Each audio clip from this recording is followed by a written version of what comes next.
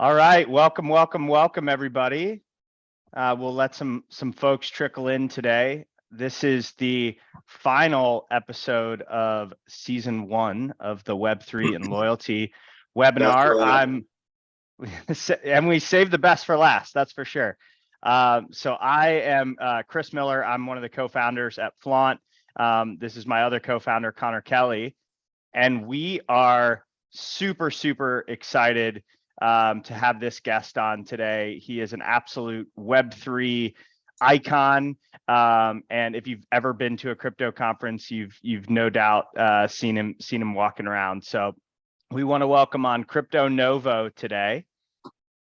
Welcome all my aliens, apes, and zombies. So happy to be here. Just love giving back to the space as much as I can. A lot of that is through educational purposes. And, it's just wonderful to be on here with you guys. It feels like a Friday though, to me, it just feels like a Friday. It's a Tuesday before the Thanksgiving holiday here in the States. And there's a lot to be thankful for, in this Web3 world.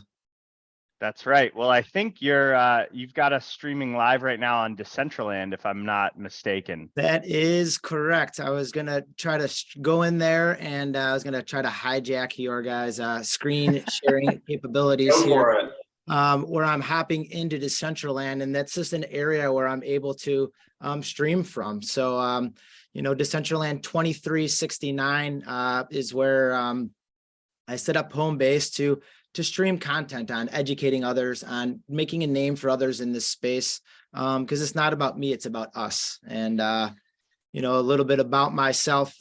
In the past, I was a teacher for 21 years, but still teaching just in a different capacity, more in the Web3 and NFT classroom, I guess you'd call it nowadays. Not so much a classroom, just degenning.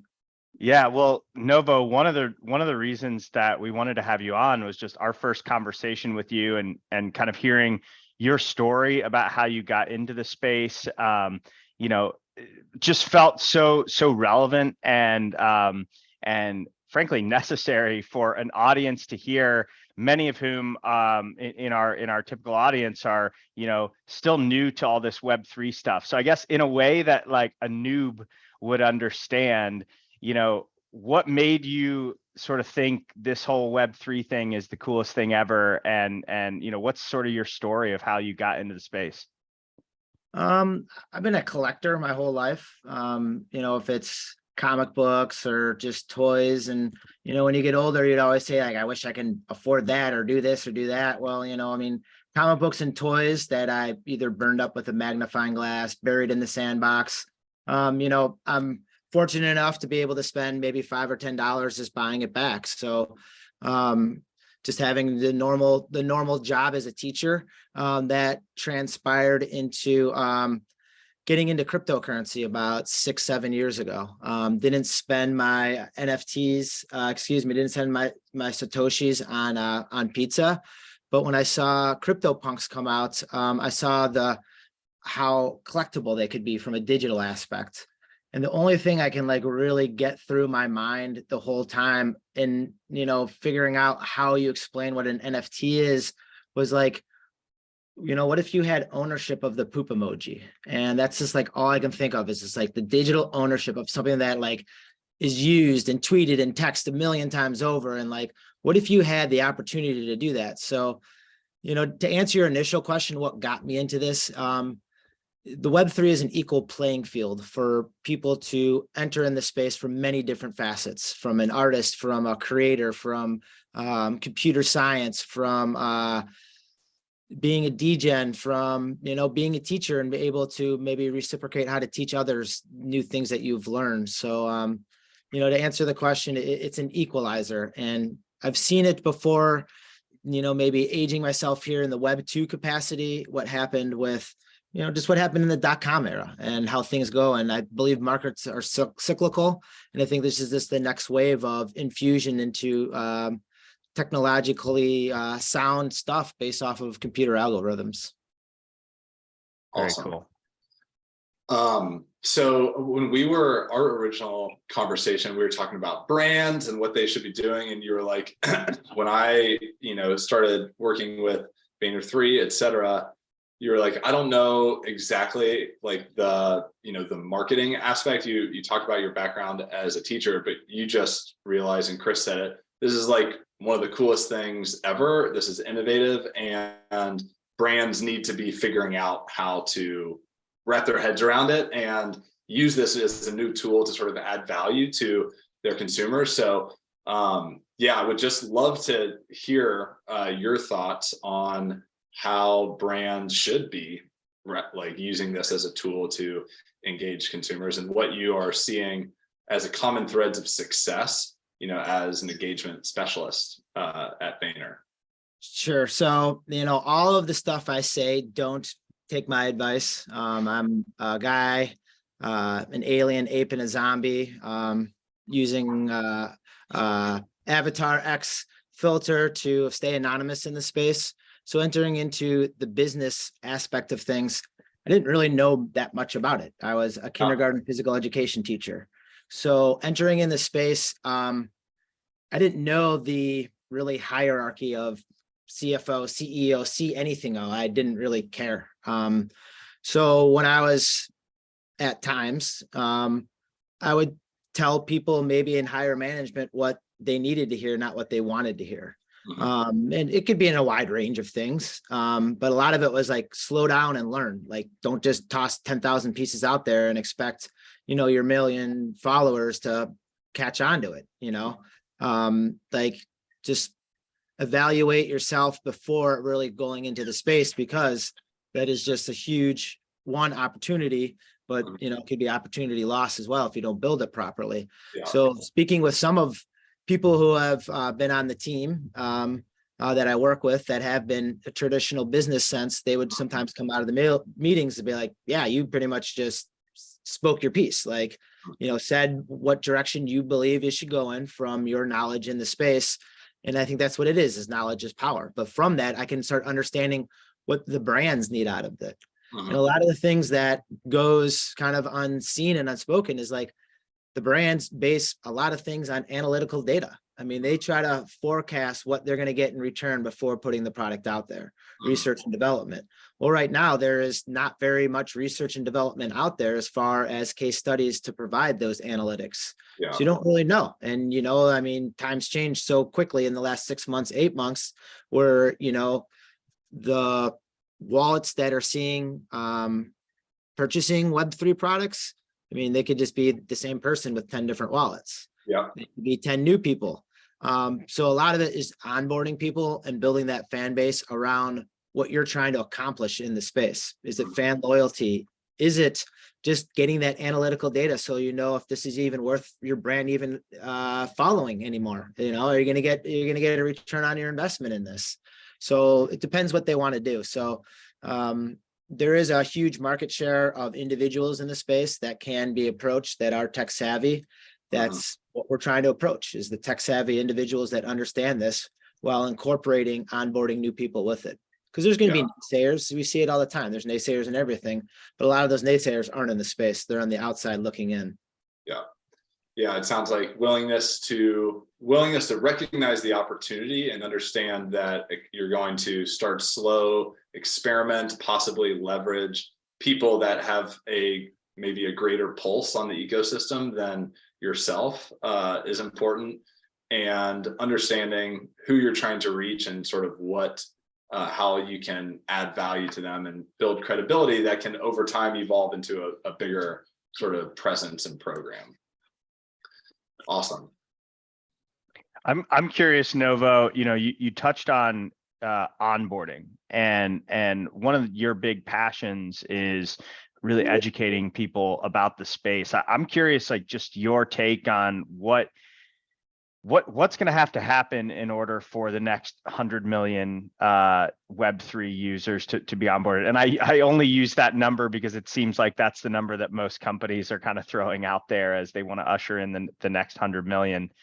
Curious your thoughts on that. What are some of the the ways in for the average consumer, and what are some of the applications, whether it's loyalty, whether it's gaming, whatever it might be, that you see being the kind of Trojan horse, so to speak?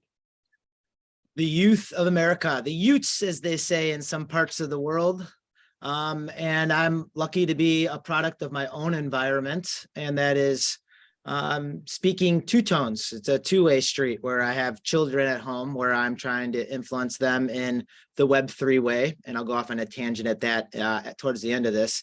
And then Nice. also seeing what he and she finds is cool in this space, meaning they are spending more time and money buying Fortnite skins than they are actually buying game product. I mean, not in our household, but like people would spend more money buying a Fortnite skin than they would be buying a whole new brand new PlayStation 5 or a whole new brand new game.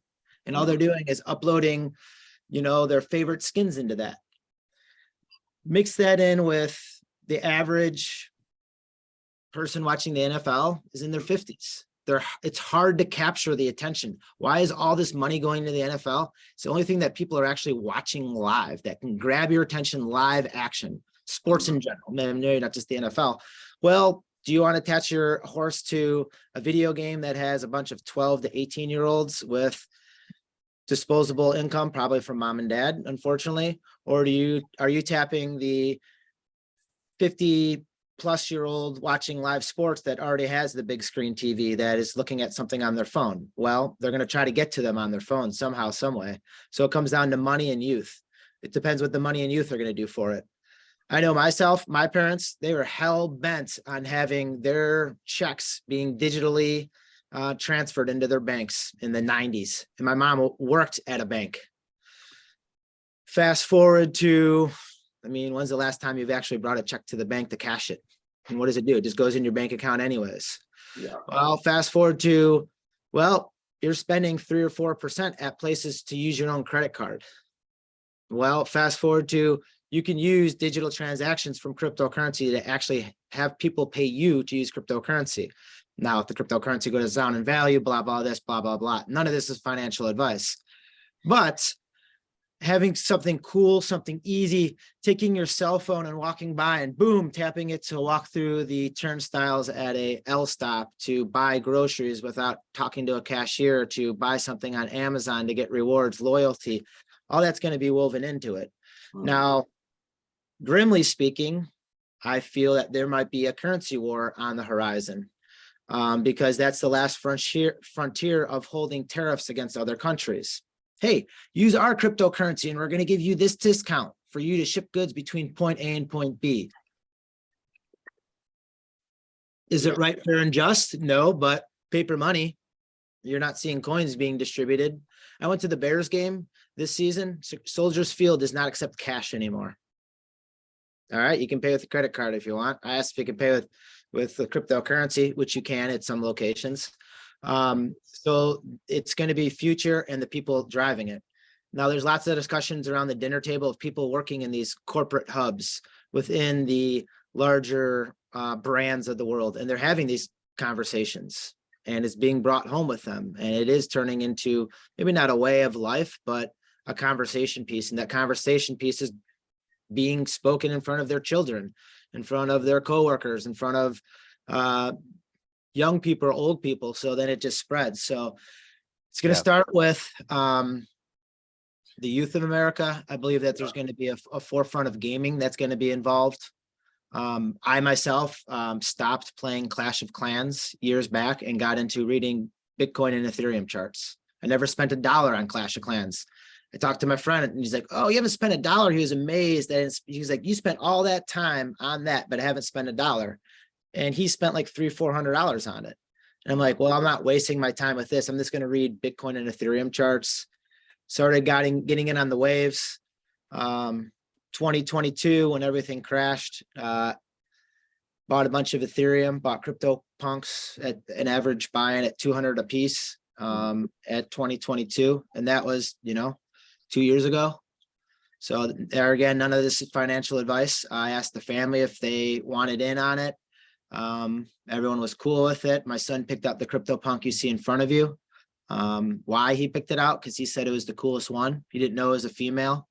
It was a 5 trait. I put it in there because I knew the statistics behind some of the ones that I wanted our family to pick out, because at the end of the day, Crypto Novo is going to go to him at some point. So might as well make it cool. If I'm the next to Mickey Mouse, then you know what? He can be Walt Disney.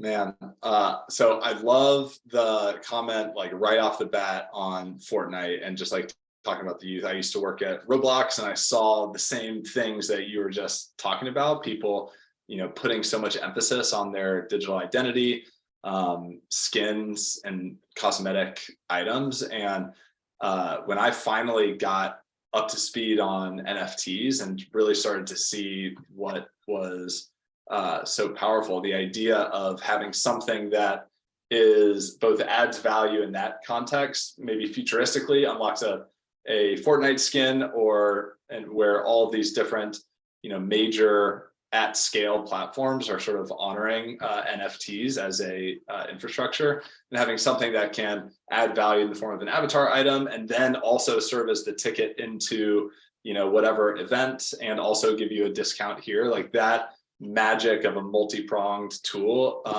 just infatuated me and led me to fall in love. And so I love the fact that you are also sharing and involving and sort of screening your NFT kind of activities with your own, kids. Like, I just think it's so cool and smart, because it is really the next generation that's going to define what they expect from brands in the future.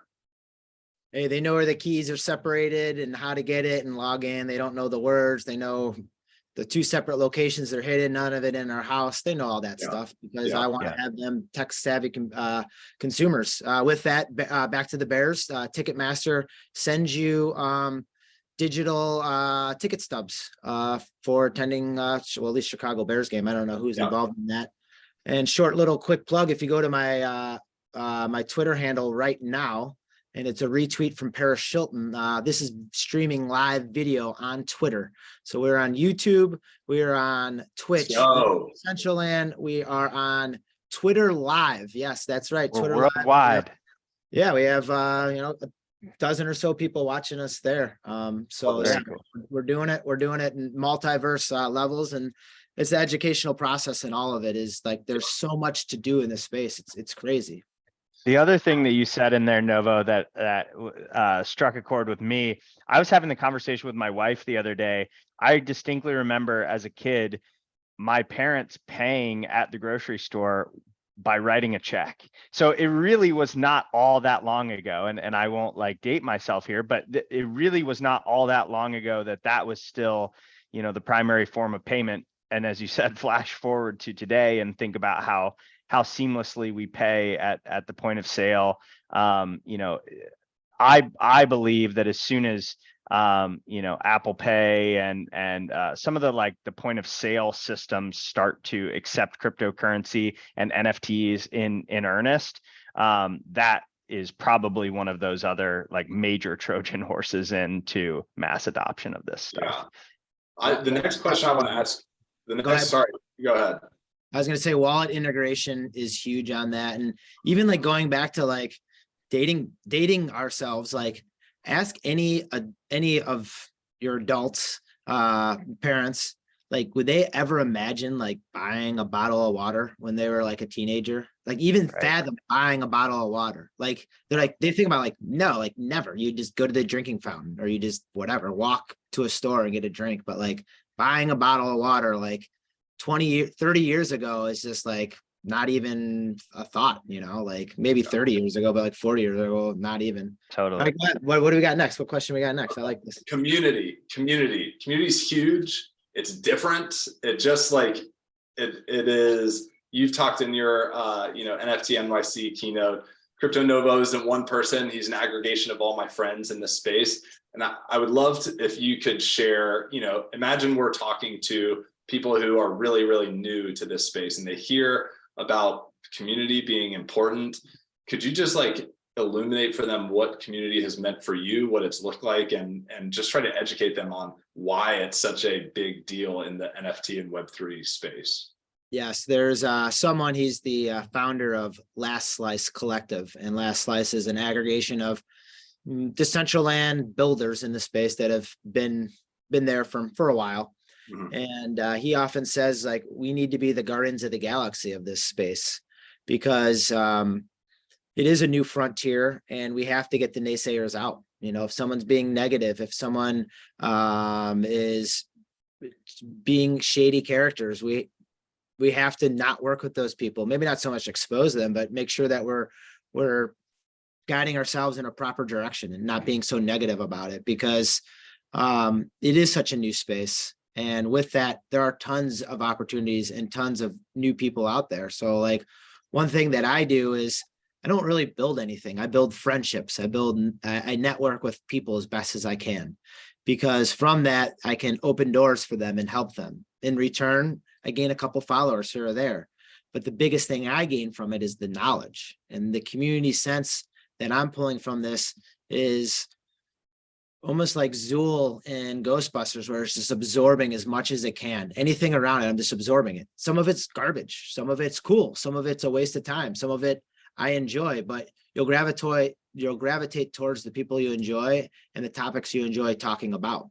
So one, I just like talking in general. Two, I like meeting people and new people. Three, I like learning what they're doing in the space. So for me to go to NFT NYC IRL speaking engagements, I can work the room with the best of them. I'm a teacher. That's what I do. I get around to the kids. I see how I can help them. I listen to them. I could see how I can help them through learning on what their needs are. And it's the same aspect here. So with that, you take your community member. Hey, this person can build. I have Mr. Dingia who can build. He's a career architect from India. Now he's taking that his architectural design skills and building in Decentraland. Then now I have BeskRX who told me about these AR filters. So now we have a filter guy, David, who builds the AR filters for us. Well, then now they can work with Avatar XYZ to help the filters. So then now I don't have to micromanage those aspects, and it's just like a community. Hey, you have a nurse here to help foster aliens, apes, and zombies back to better health. Hey, you have a farmer here to feed people. Hey, you have, whatever over here that makes fertilizer and produces the meat. So then the sense of community, it just almost goes back. Like, if you need something, then go talk to them. You need a product made, go talk to them. The hardest thing is selling. That's the hardest thing, because with that, you need the community members to buy back in on the products, whatever you're trying to illuminate or trying to push across as the idea and message. And then you need their friends to buy in as well. And not buy in as far as physically, but buy in as whatever the message is as far as that community is. Is it a 1,000-piece project? Cool. If you like the art and you want to talk about CryptoPunks all day, like, awesome. There's a collectability behind that. Within that hub, there are woven brains of the industry that are very tech savvy, the Snowfro's of the world, the Tony Herreros of the world, that have been in this Web3 world for a while.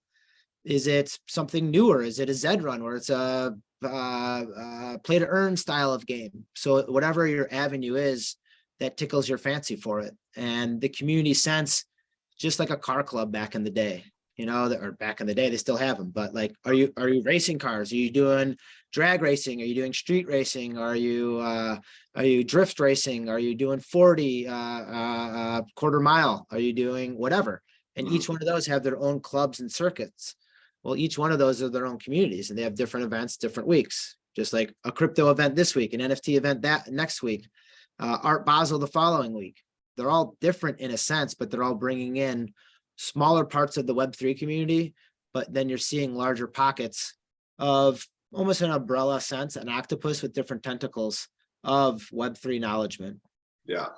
I think one thing that you really captured in there for me was the difference between having an audience and having a community. And having a community is very active, and you're engaging people and you're finding out what they're good at, and you're giving them a role and a purpose and a voice and all of these, really powerful things that makes it a lot more dynamic than, the typical sort of, if a brand, say, were to talk about their Instagram following as if it were a community. Well, it's more of an audience, so that was something that I kind of heard a little bit in there in some of the examples that you were describing.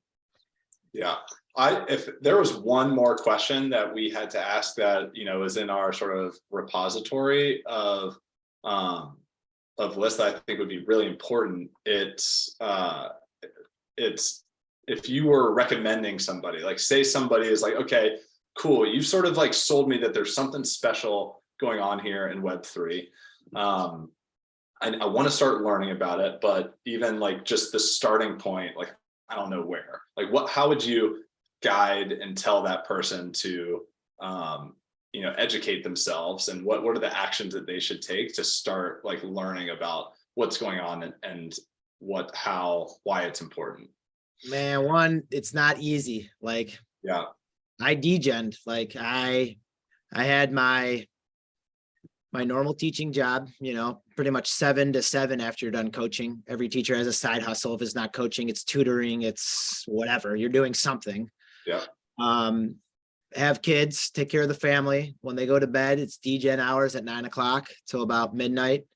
Wake up at 6 a.m. to make the content for the day, drop the tweets, check the CryptoPunks, check the NFTs.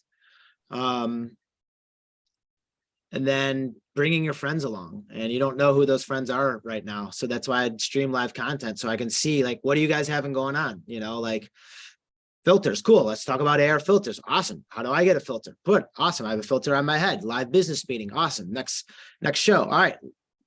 Metaverse. How do you get in the metaverse? Cool. We got some land real cheap back in the day. How do I develop it? All right, cool. Bam. I was an active participant. Be an active participant. Yeah. I took a risk buying a CryptoPunk for $200. Yeah, that was a risk. I was actually going to spend that money on buying a comic book. I was going to invest in something I wanted to collect. I went a different avenue, a different route, carved my own path. I hopped into Discord and learned, man. I didn't have my own computer till 18 months ago. I did all this with a cell phone, so don't feel like you need to be tech savvy. When I went to school, we had computer labs. We didn't have computers in your own rooms.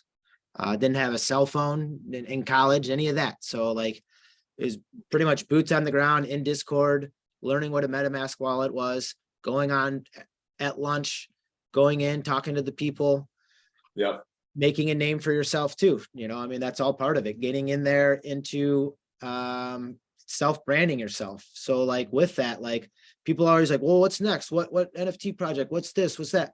Ask them, well, what do you already own? Why don't you look into that and how you can amplify that? Mm-hmm.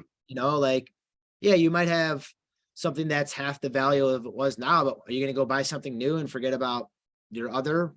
And if it's an investment, then you should really look into it. If it's a piece of art and it's cool, it's sitting there, then that's something different, like art, all in the eye of the beholder. And some of that is the collecting aspect. For me, I try to collect to sell too. So, I sell some to find something new or something I don't have to diversify in it, but I'm in a different position in all this. So but none of this would have happened if I wasn't participating. Clones, same thing. I just got in on minting CryptoPunk shoes for that, spending $2,000 minting shoes. My wife was crazy. Are you kidding me? Like I would never spend that much on anything outside of like a car or like, that's it. Major appliance around the house. Yeah. And I wanted to be an active participant in it. I felt that these were the first digital shoes that were physical type thing. Mm-hmm. And next thing you know, it turned into 3 clones. So I minted 3 clones out of them, times that by 10 Ethereum or 7 Ethereum right now. And it pays for itself. Yeah. But then with that was the acknowledgement of buying meta pigeons at $1 a piece. I ended up getting 18 clone X's for about $2,500. 3 of them were Murakami drips, which we sold at a pretty good Ethereum account when things were popular. And then I hold some other ones. So take your profits when you can. They're again, not financial advice. Diversify. So then you have skin in the game when there's blood in the streets. Be a shark when there's blood in the streets. When are you going to buy? When it's at 0, right? When the system's broke. If the system's going to break, it's going to break. We're all screwed. But don't sit there and complain. It's going to go down, and say you're not going to buy. Yeah, there's just no, if you're a brand and you think that this might be important, like there's just no there's no replacement for getting your hands dirty. Unfortunately, now it requires like buying in to certain projects, like the free mints that are actually worth like, and actually give you some experience to, you know, and from participating are few and far between. And unfortunately, it takes not only a lot of friction, but also putting a willingness to put a little bit of money at stake to experiment. And hopefully, as brands sort of figure out their right entry point, there will be more and more options where people can earn their way into starting to participate in the ecosystem. But for now, if you want to learn about this stuff, you just got to get your hands dirty, it sounds like, based on the Novo story. All right, you got to. All right. Love it. Well, we are at time here, a little bit over time. So Novo, thank you so much for joining us, man. And I'm glad we were able to hopefully connect with your audience across some of the other platforms as well. So thanks so much, man. And have a great Thanksgiving to you and to everybody listening in. So we'll talk to you all soon. Be Right well. back at you. Stay Thanks, positive everybody. and love life. Peace. Go Bears. Go Bears.